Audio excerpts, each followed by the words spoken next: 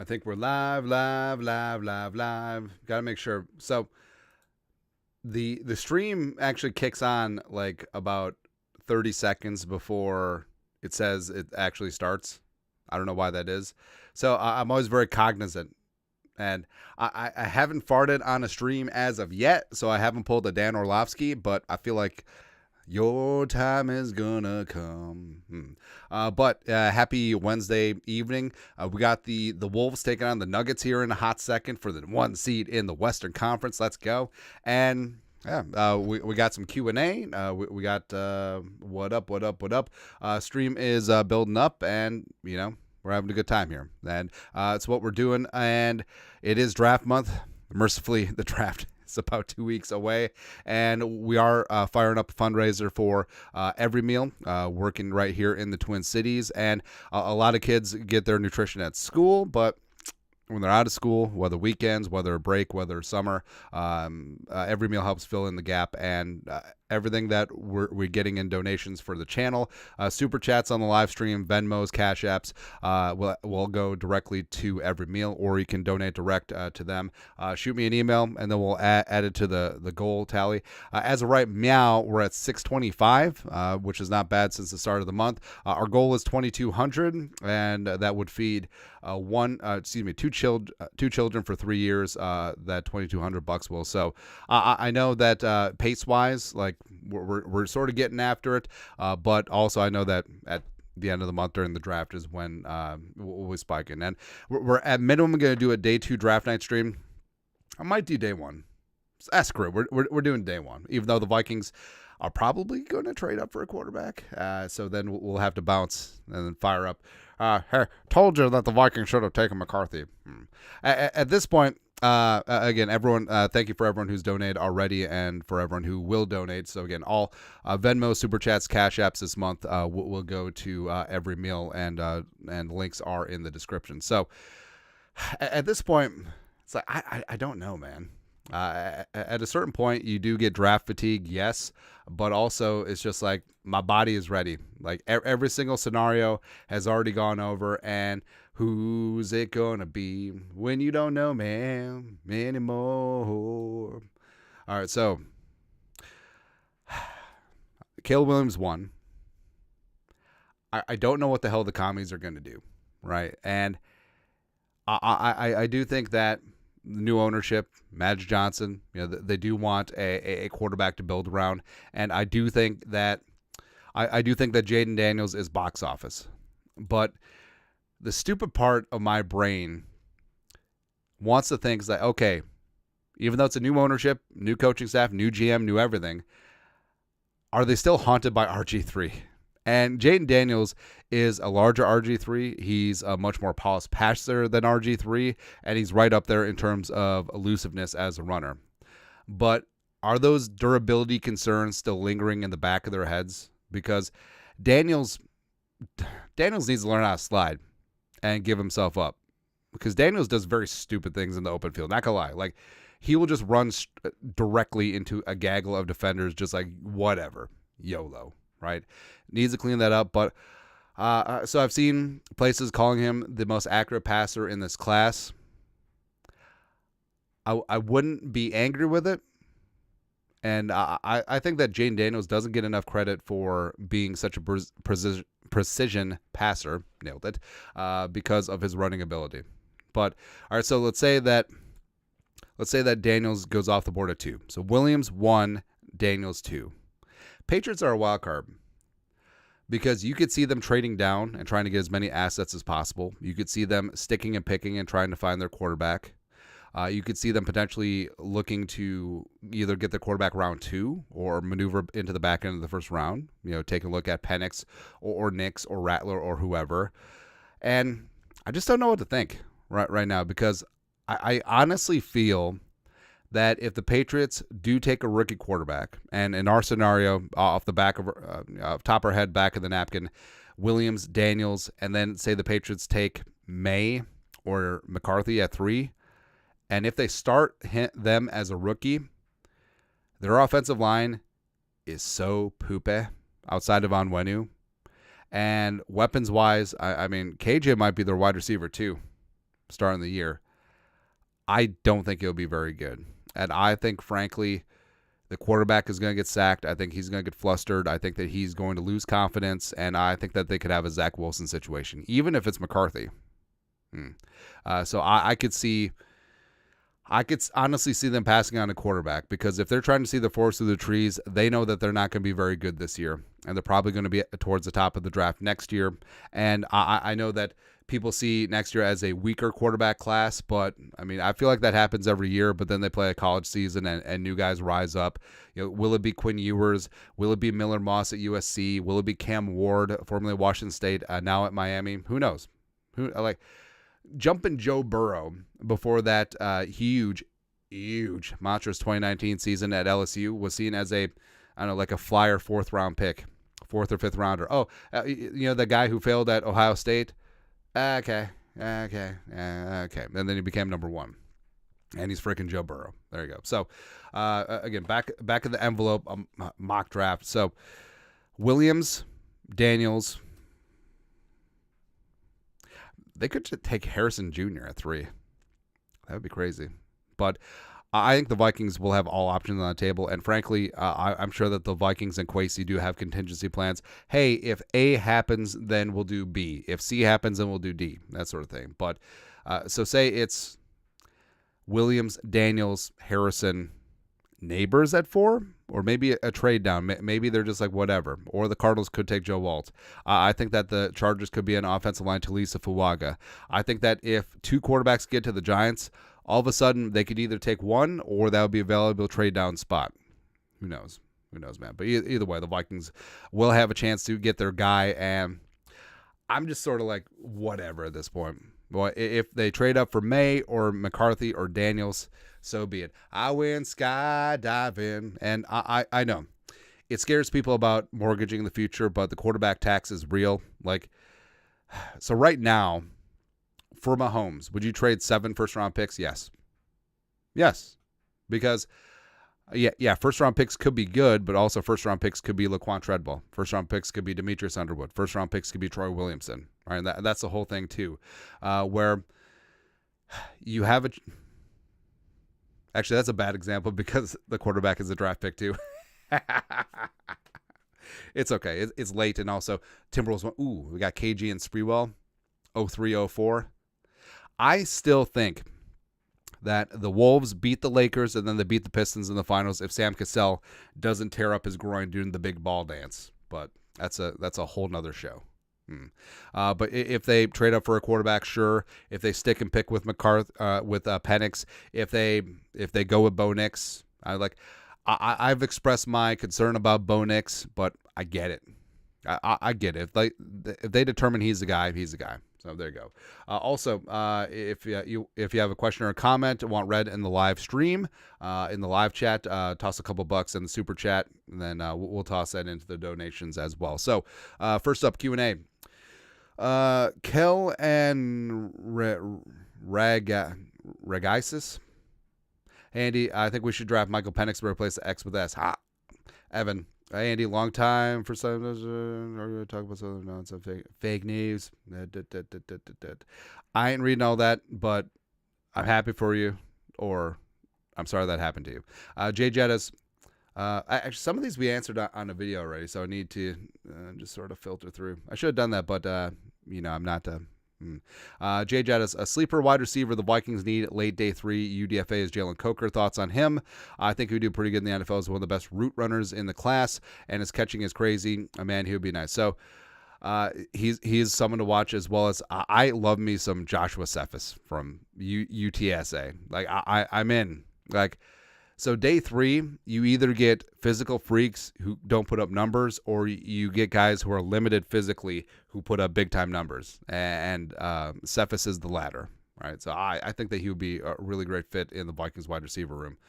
Let's see here. Michael Hastery. If Kwesi told you to grab 2 corners coming out of the first round, which 2 would you take? Ooh, I like this one. I like this. All right, so consensus big board over at Mock Draft Database. All right, so enhance. So say the Vikings. Is it just me, or has Adblocker just completely stopped working, or have websites gotten a lot smarter about things?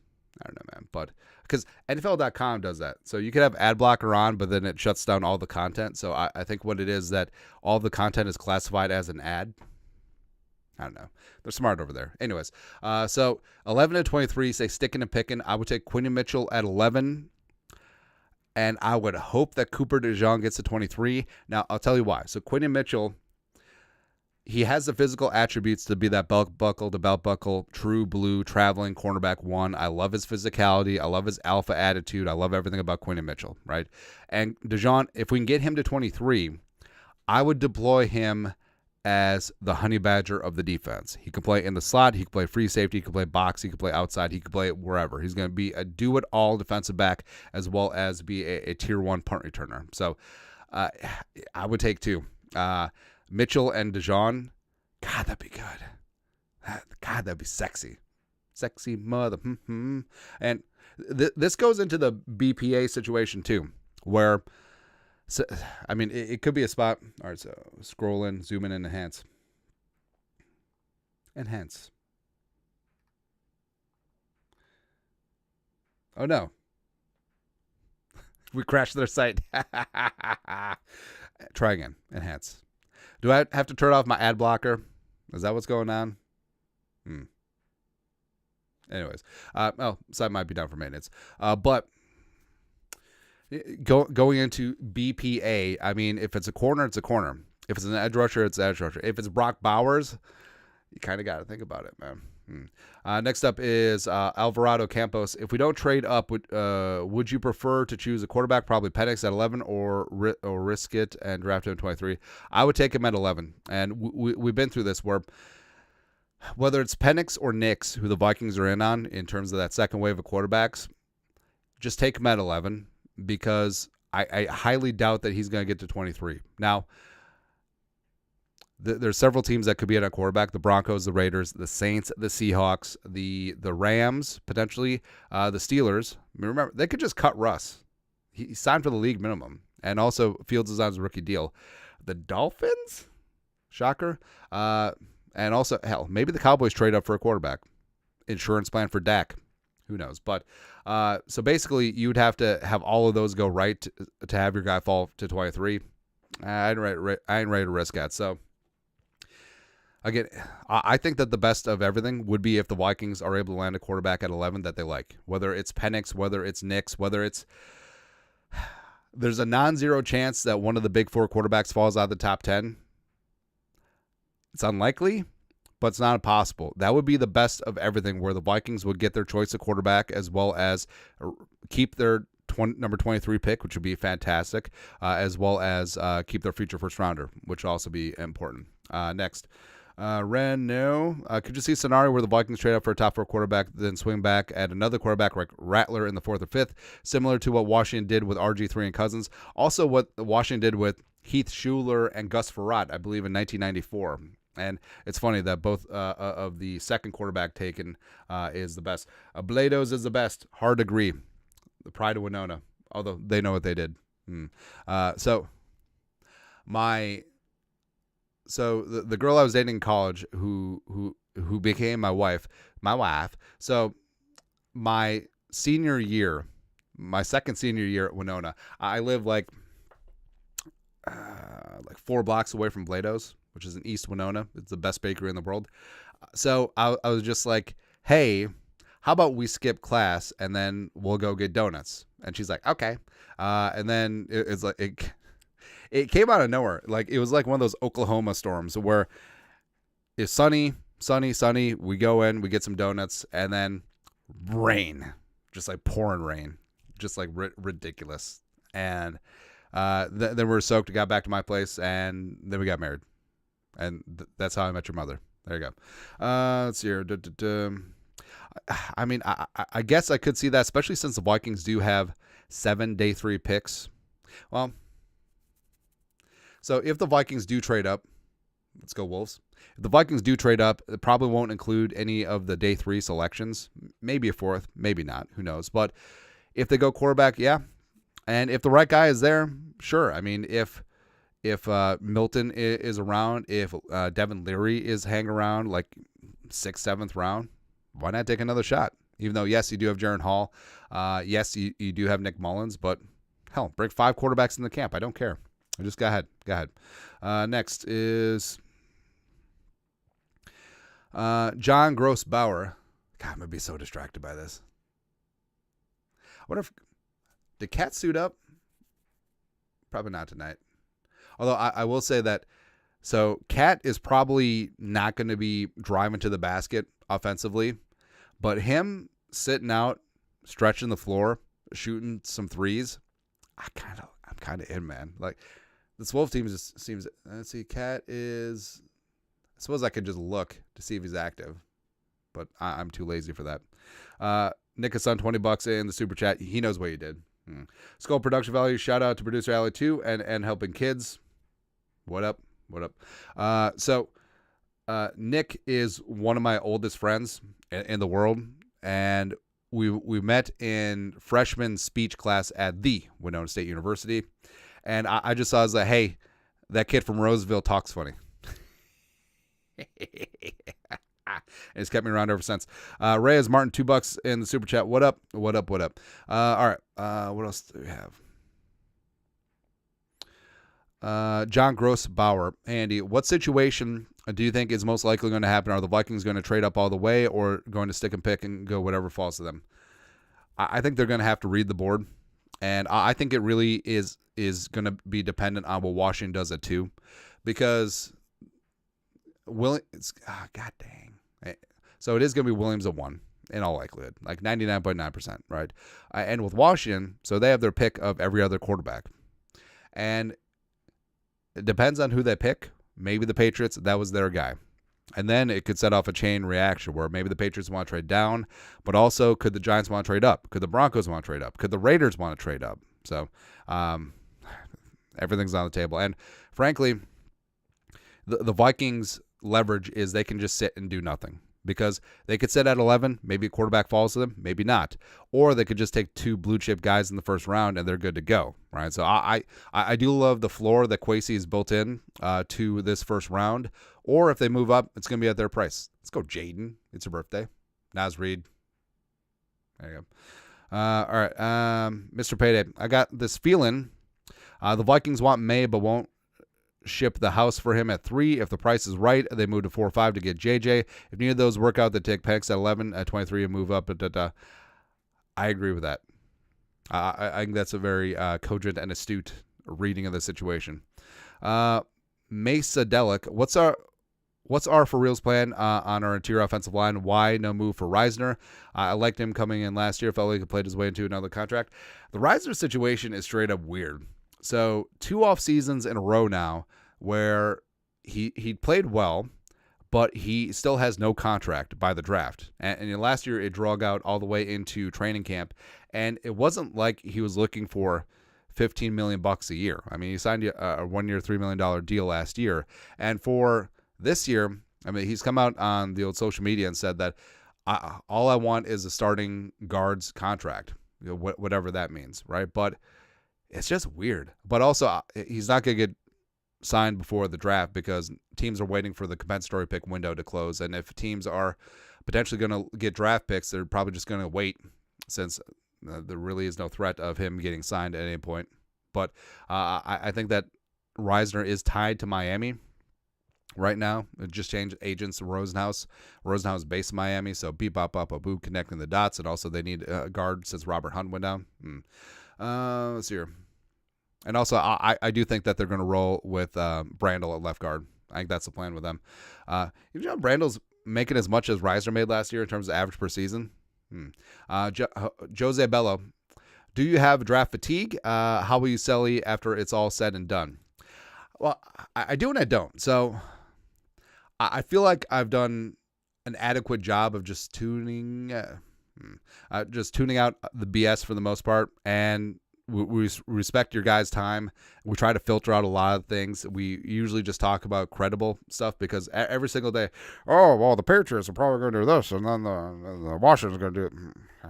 Whatever. Whatever. So that gets fatiguing, but also this does give me more time to catch up on prospects and just going like deeper dive. So basically no like surface level Well, so really dug in on maybe like 50 prospects. Pretty good on like 150 prospects, but I want to get into like the day 3 guys who are having like a surface level knowledge, like, hey, this guy had X stats of blah blah blah, but finding out what's his why.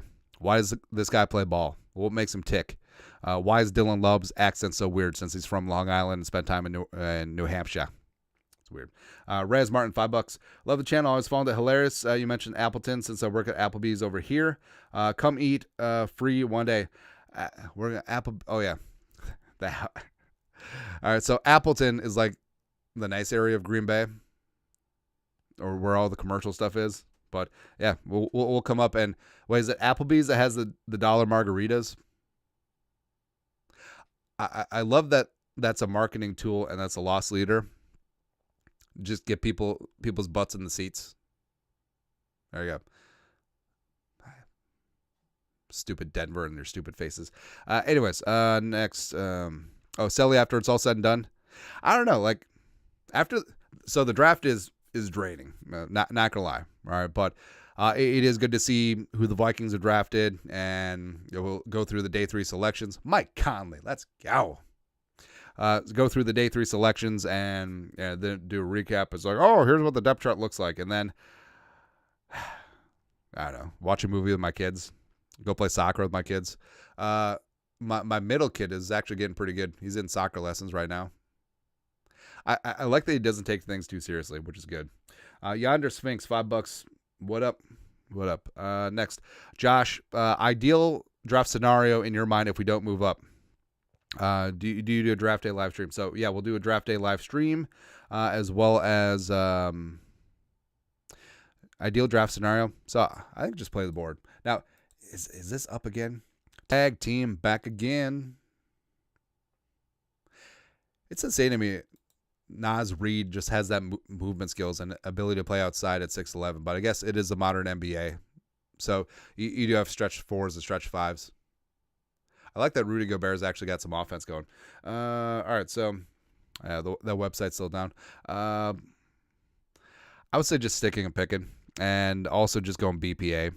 And all right, now we have to get a big board up, so let's find one. All right, so NFL draft big board. We could do CBS. That one's. We could do PFF, sure. Or do go Daniel Jeremiah. Sorry, doing this off screen. Fancy like Applebee's. All right, so speaking of, Reyes, working at Applebee's. So my wife's a big country music fan, and it annoys me to no end. Not country music. I grew up with country music. I don't mind it.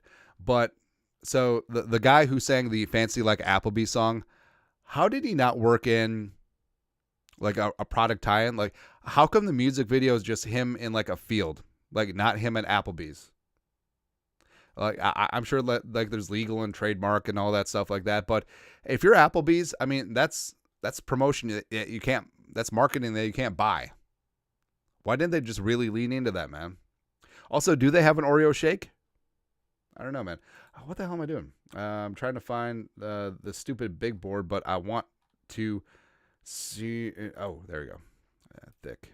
No, slim. There you go. All right. All right. So, looking at the big board. God, that was quite the ordeal.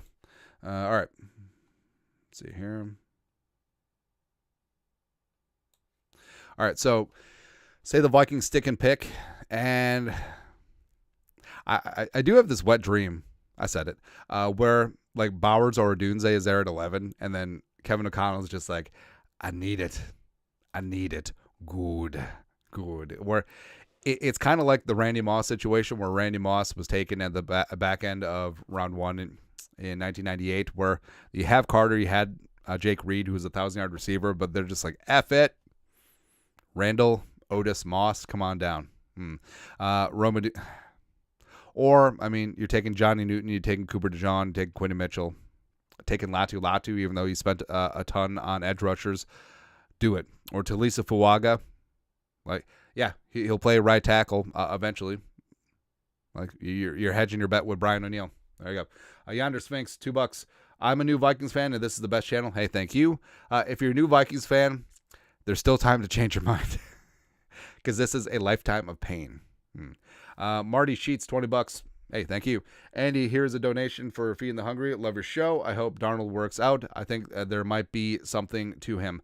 So thank you very much for the donation. I'm pretty high on Sam Darnold. So not gonna lie. So as a quasi USC fan, I like Sam Darnold coming out in 2018. And I mean, so Darnold's a lot like Williams and May, where he had a fantastic second season, very down third season. But I just think that the situation with the Jets, with Adam freaking Gase, was not a good situation. It just wasn't like no quarterback was going to succeed in that spot or help. You could have a young Patrick Mahomes, and he may have struggled in that spot with the Jets. It really is all about landing situation because remember, so in nature versus nurture, you could be David Carr, the number 1 overall pick in 2002 to the Texans, and get sacked an NFL record, I think it was 70 times. And then you're just shattered. You're broken. You have no confidence. You can't get anything done. You're seeing ghosts, and you're not going through your reads and progression. Your footwork is a mess because you're worried about getting hit, and you're done. But Patrick Mahomes may be the most entitled rookie quarterback coming in NFL history because the Chiefs had a good team. The Chiefs went 12-4 the season before trading up to 10 to draft him. Alex Smith was very competent as a starting quarterback, and he lands with Andy Reid, who's one of the best, if not the best, offensive coach in NFL history. Like, I don't think it's hyperbolic to say that he's up there with Bill Walsh, and he's not done yet. So, I mean, that's a pretty damn good situation. Now, hey, Mahomes is great, but don't get me wrong. But Mahomes landed in a fantastic freaking spot, man. Also with Kelsey, Tyreek Hill for a couple years. Come on, man. All right, so where were we? So half an hour in. All right, so got a couple more viewers on the stream. So all donations this month are going to Every Meal here in the Twin Cities. So Venmo, Super Chats, Cash Apps, links are down below. Will go to Every Meal. They're great. They're a great food shelf organization, feeding the hungry, feeding young kids here in the great state of Minnesota, keeping it local, and keeping it with a very good organization with Every Meal. I think we're going to work with them from now on because they're fantastic. So links to donate are down below, or toss a couple bucks in Super Chat, get your question read, as well as the direct link to Every Meal is down below as well. So you can check them out, FAQs, literature, and all that stuff. And also goal, $2,200 feeding 2 kids for 3 years. Let's do that up. We're about a third of the way there. Oh, we're about a third of the way there. Next. Let's see that one. Raul Duke, Michael Penix Jr. is Sam Bradford. We said that. He's Southpaw Sammy Bradford, where the arm, the accuracy, the talent is certainly there, but you worry about that health. Remember, Sam Bradford was the number 1 overall pick in 2010 coming off of a very serious, I think it was shoulder. I might be lying. Obviously, the knees were issues with Bradford, but I actually think it was the shoulder with him coming in.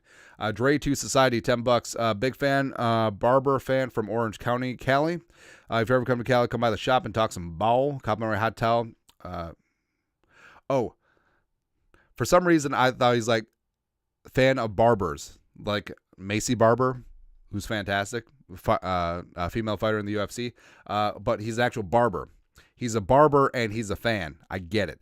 Hell, man, I'm going to take you up on that because so you see it in the movies and TV show all the time, like the hot towel and then the shave with the straight edge razor, and I always thought that looks awesome. I'm not really a big facial hair guy either, but I think I've showed pictures on the show. I can grow the grossest goatee in the history of mankind. Like the wife was ready to leave me because of that facial hair. She's like, shave or I'm taking the kids. Next is Jack Poonkochar, $5. Andy, love channel. Any hot takes on what head coaches are going to be fired first next year? Mike McCarthy's ass is going down, and Zimmer is taking over, baby. That's what's happening in Dallas. I think Rob Salah our guy Rob Salah might get axed with the Jets. I think that he's on shaky ground, especially if they start slow. I think he may be shown the door. Yeah, that's about it. Alex Ketchel, $5. What up? You're the best. Marty Sheets, $20 again. And he's no if you're Hunger Lover Show. I hope Darnold works out. I think there might be something too. Wait, did I read that one? Or is that second one? Barry Allen, $5. I love the show. Been watching for years. Are you going to do a draft night live stream when we draft Penix? Yeah. All right. So we're doing day 1 or day 2, or we're doing both. One of the two. We'll do something. There we go. All right. So let's do a couple more. Because and I can't fight this feeling anymore. All right, so Michael Penix Jr., don't leave draft night without him. I would take a shot on Penix because for all of the concerns, medicals, yes, but you should always be drafting for ceiling because players can fail for a myriad of reasons. Like they're immature when they get millions of dollars and they don't put in that work because they feel like they've made it. That happens. They're not a scheme fit. That happens. They have an injury. That happens. They don't mesh with their teammates. That happens. But if everything goes right, I think Penix can be just as talented as any of the quarterbacks out there. So, yes, concerns about the medicals. He's been healthy for the last 2 years of Washington, right?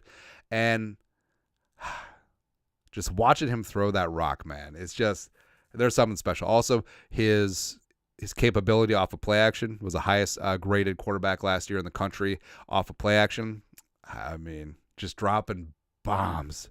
It's dropping piss missiles, man. Out of that left hand, let's go. Jordan McLaughlin, 6. Already love him. Jordan McLaughlin, 6. Hot take, Michael Penix is better on the field than J.J. McCarthy. I wouldn't be mad at that, especially since McCarthy. So I guess you could say that there's a limited sample size with McCarthy as a passer, but I mean, so Penix has had 2 different careers. Like him in Indiana, he was a rambling, scrambling quarterback with a big time arm, right? I mean, could you say that he was sort of Joe Milton adjacent? I mean, sure. I mean, like he was really unrefined at Indiana. But you could tell like there was something there, but that's where he had the ACLs, 2 of them on one knee, as well as that shoulder separation. But he rose above that and turned himself into, I mean, he had back-to-back 4,000-yard seasons at Washington. Like no one gives him credit for that. It's just like, whatever, 4,500 yards, whatever, please. Cody Pierce, $10.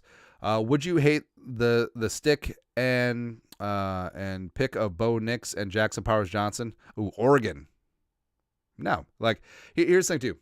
So obviously I have my thoughts about the draft. I'm a fan of the draft. I'm definitely not a self-proclaimed expert, but any player that is selected by the Vikings, I think that they're going to be a Hall of Famer.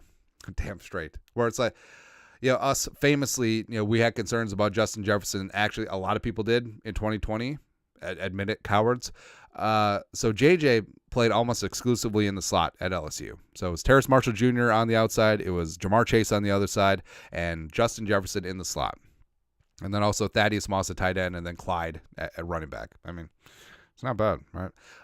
So there was concerns like, hey, is he physical enough to get off a press man on the outside? Or is he going to be a strictly a slot guy? And that's where I had concerns, right? But obviously he's proven us wrong, which is kind of great. Now, so ego-wise, you could just be like, no, I am going to say that this guy is going to fail, even though he plays for my favorite team, just so I can say I told you so because I was right, blah, blah, blah. Or you could just be like, F it. It could work out. Focus on what a guy can do versus what they can't do. Next. Oh, slow pitch Mitch. I don't like Penix's age, man. Well, he's the same age as Nix and Daniels. So, and also, I feel like, yes, age is more. Oh, no. So, age is more of an issue getting into that second contract. Also, age is a factor because you're concerned about them peaking physically. But, I mean, the COVID year really threw a wrench into everything, man, in football. I mean, now you're having players that have like 6, sometimes even 7 years of college experience. They're coming to the league at 23, 24, 25. It's crazy, man. It's Crazy. See you next. Address needed free agency and draft BPA, usually how I feel, but this year with quarterback, it tends to be both. Yeah, I feel like if you put yourself in a spot where you need to draft quarterback, you go draft quarterback. Because BPA, and drafting for need keeps drafting for need, yes, but you got to get the quarterback. That's the quarterback tax, right? But I'm all down to clown for BPA, and then you supplement in free agency. And you can even supplement after the draft. I like... Say the Vikings miss out on cornerback. Say that there's a different guy at the top of the board at every single one of the selections. They don't get an immediate contributor at cornerback. Just go sign Stephon Gilmore. Let's go. I believe that's Mr. Gilmore's. Let's see here. JJ has hot take thoughts. Let's at 11-23, we totally build that offensive line and have Darnold as starting quarterback. You think it could work out? Yes. So 11-23. So we'll say... You know who I'm going to pick. Talisa Fuaga at 11. And then we'll say somehow, some way, Graham Barton gets to 23. I will take that offensive line, and I will shove it up everyone's ass. That will be an FU offensive line. So you're going to have Darrisaw at left tackle. You're going to have Graham Barton at left guard. You're going to have, so Graham Barton or Brandel or Ed Ingram at left guard. You're going to have Bradbury or Graham Barton at center. You're going to have Talisa Fuaga at right guard and then eventually at right tackle once O'Neal ages out. And then you're going to have Brian O'Neal. That is an F the world offensive line. That's an offensive line that Jim Harbaugh would respect, man. I kind of love that. Let's do one more.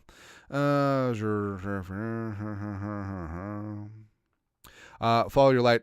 420. Why are some teams synonymous with drafting players with major injuries high on draft day one? In the same breath, how can teams consistently hit on their picks no matter where they draft? So Kwesi doesn't mind the medical guys. He doesn't. You look at Booth Jr. Also Kwesi in his trades and free agency, like he doesn't mind taking shots on guys with medical issues because I think that factors into his analytics where, hey, if things work out, what's this guy's ceiling, right?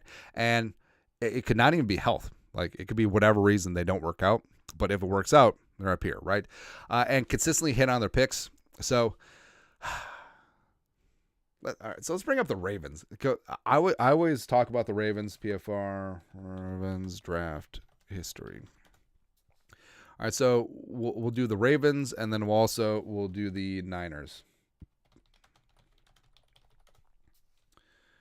All right, so enhance.